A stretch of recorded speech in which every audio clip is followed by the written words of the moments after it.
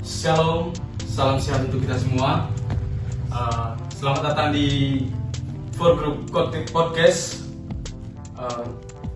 Sebelumnya kita lebih baik tidak kenal maka tidak percaya.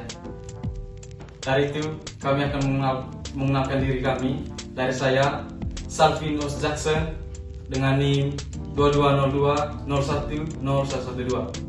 Saya Agustina Angelika Santelerek dengan NIM 2202 010127.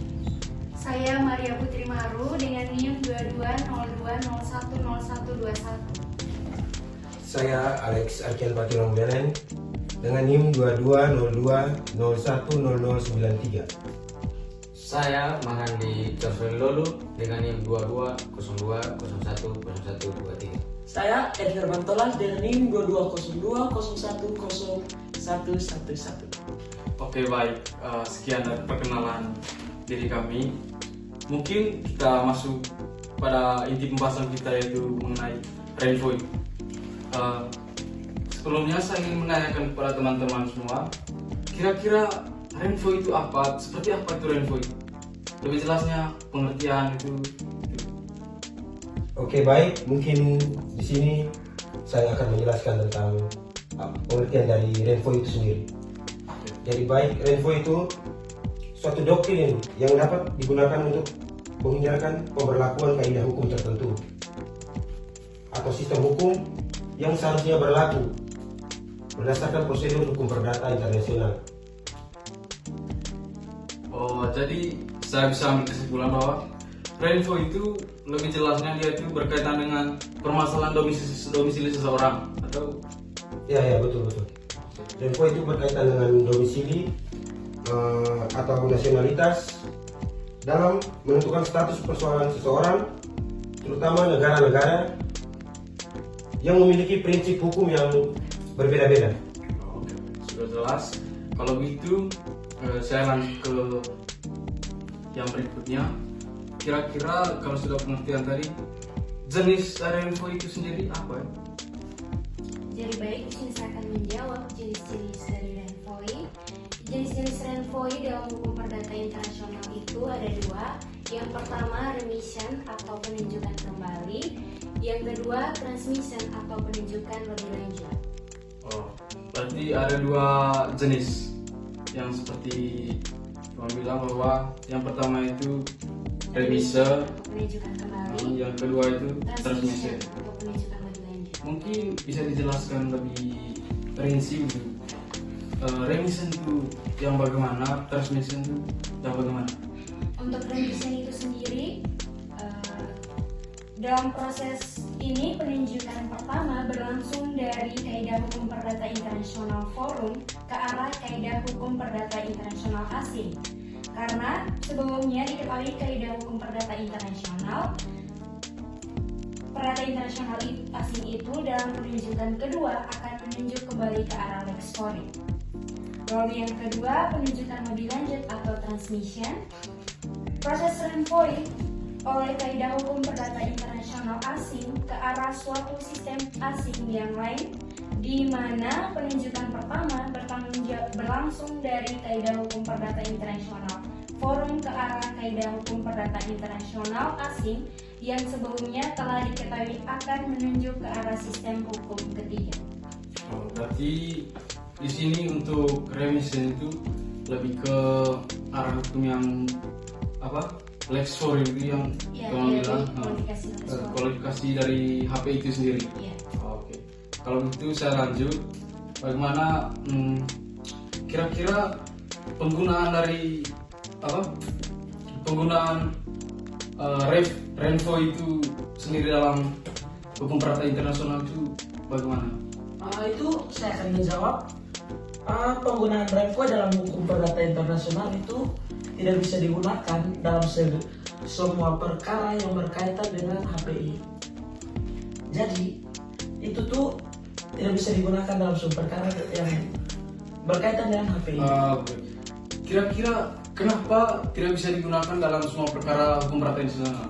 Alasannya karena doktrin yang harus digunakan sebagai alat bukti bagi hakim untuk merekayasa pemantapan dan kausnya ke arah sistem hukum yang dianggap memberikan putusan yang dianggap terbaik. Jadi penyelesaian perkara HPI itu hanya dimungkinkan apabila hakim memperlakukan sistem hukum lain seperti le cause yang seharusnya berlaku berdasarkan penunjukan oleh kaidah HPI. Itu masih ada lagi kalau tidak salah apabila kaidah HPI dari Lex Fori atau sistem hukum asing yang seharusnya berlaku menggunakan titik sekunder yang sama. Itu kalau tidak salah ada 3, dan salah satunya itu apabila fakta dalam perkara memungkinkan menunjuk kembali lebih lanjut oleh kaidah HPI asing ke arah Lex Fori atau ke arah sistem hukum ketiga atau transmission. Kira-kira begitu ya. Ya, Mungkin supaya lebih jelasnya ini kita langsung ke bagaimana contohnya. Contohnya, jadi mungkin teman-teman bisa kasih contoh gitu apa? Karena dari permasalahan Renvoy yang saya tahu itu ada 4 permasalahan kalau tidak salah.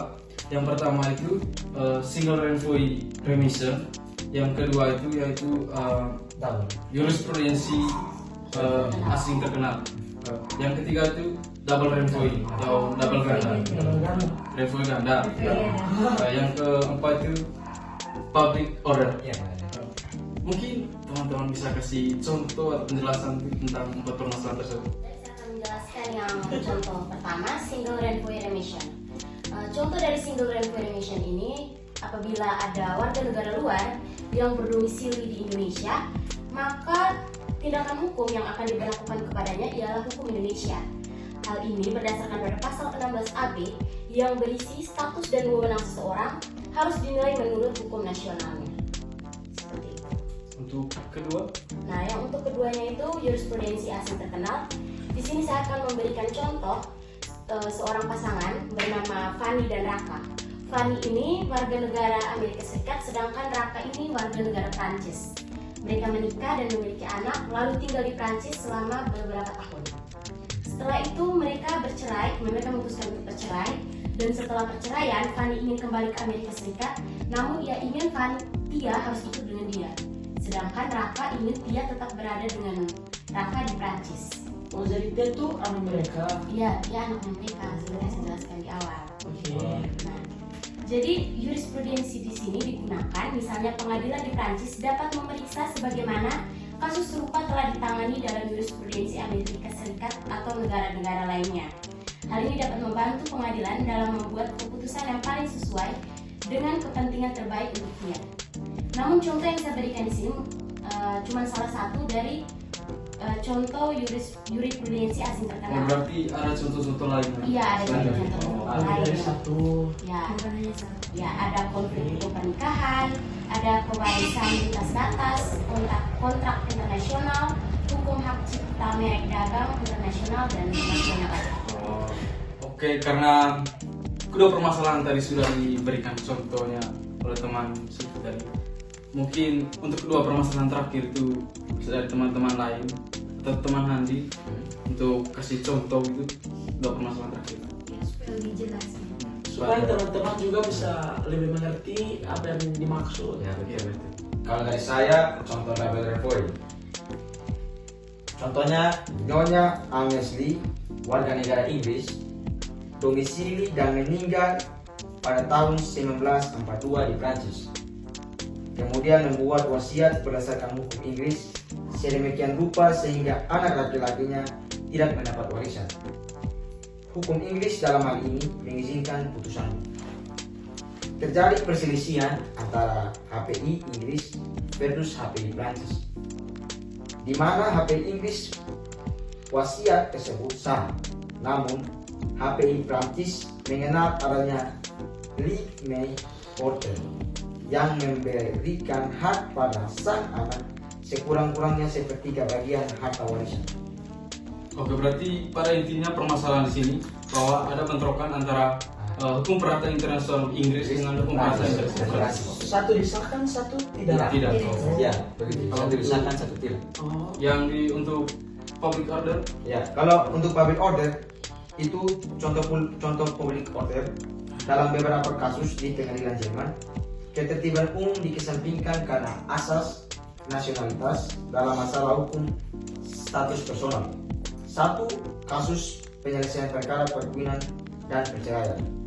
Masalah pelanggaran perkawinan beragama dalam hukum Islam sangat bertentangan dengan public order Jerman, yaitu tentang kesetaraan dan kebebasan beragama. Yang kedua, ada bagi warga negara muslim yang tinggal di Jerman, suami memiliki hak talak. Pengadilan tinggi pertama di Frankfurt menganggap talak bertentangan dengan konstitusi Jerman tentang keselarasan gender.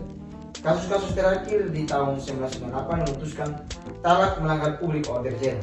Tetapi pengadilan Jerman dapat menerima talak jika istri yang hendak dicerai menyetujui di depan pengadilan, sebagaimana kasus tahun 1992 di AG Esselin yang juga menerima talak untuk memutuskan perkawinan setelah suami mengucapkan talak di depan hakim.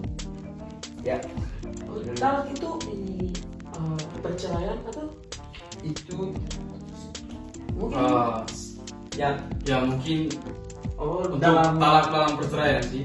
itu Dalam agama ya, Dalam saya hukum simpulkan Islam. karena Islam. dalam hukum Hukum Islam Islam. boleh talak. boleh talak. bisa ditalak. Ya, Tapi bertentangan dengan konstitusi di Jerman. di Jerman. Jerman. Tapi ini dia bertentangan dengan konstitusi di Oh, kan Jerman. jarang mungkin dong ada kesetaraan Ya, gender. sama Sama. aja, ya. Ya, begitulah. Berdiri sama tinggi duduk sama. Jadi mungkin itu saja sih yang saya mau tanyakan. Ya. Tapi di sini saya ingin ambil kesimpulan umum saya. Ini bahwa kami di sini tadi ini mungkin teman-teman supaya mungkin tidak mengerti kok kan. Di sini tadi pembahasan Renfo ini kami lebih jelas pembahasan itu permasalahan di mana yang pertama itu ada pada domisili, ada hak asuh, itu tentang dalam perkawinan, perceraian, pokoknya itu. Jadi mungkin sekian saja untuk podcast hari ini dari kami pamit undur diri dari kelompok 4. Bye. Bye. Shalom. Shalom. Sayang.